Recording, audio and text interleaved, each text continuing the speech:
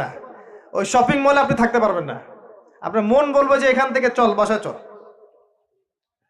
আপনি বের হয়ে দেখবেন ধুম ধারাক্কা গান বাজছে। ঈদের আগের রাতে গান বাজায় না?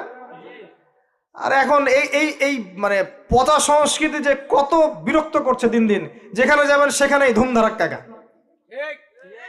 আর গান শোনার মানুষের কিছু রুচি থাকে, কিছু গান ছিল না শুনলে তাও কিছুটা ভালো লাগে, তাই না? এমন কেউ নাই যে গান কানে যায় নাই, আছে না?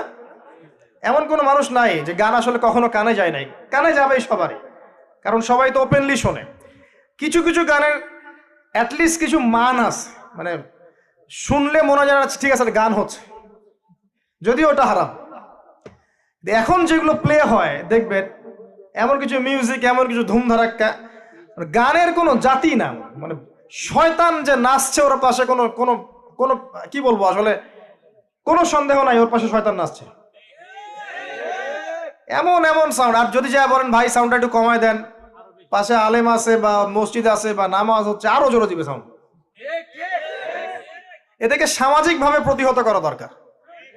এদের বিরক্তি এত বেড়ে গেছে, মাঝে মাঝে এমন কিছু দিবস আছে, দিবসগুলো গানের জ্বালা রাত্রে ঘুম হয় না। মুমিন বান্দা ঈশার নামাজ পড়ে ঘুমিয়ে যাবে, শেষ রাত্রে উঠবে, ও সারা রাত ঘুমই হবে না এই গানের জ্বালায়। বিয়ে হবে দেখবেন ধুম ধারাক্কা গান লাগিয়ে দিয়েছে। একদম একটা ফ্ল্যাটের মধ্যে 10টা পরিবার আছে, ওর কোনো খেয়ালই নাই, ও একাই পরিবার, ছাদের উপর যাবে ধুম ধারাক্কা গান বাজাবে। মাশাআল্লাহ, এই বরকত নিয়ে জীবন শুরু করছে। এই অভিশাপ নিয়ে জীবন শুরু করলে বৈবাহিক জীবন সুখী হবে? তো শয়তানের আনুগত্য দিয়ে জীবন শুরু করেছে।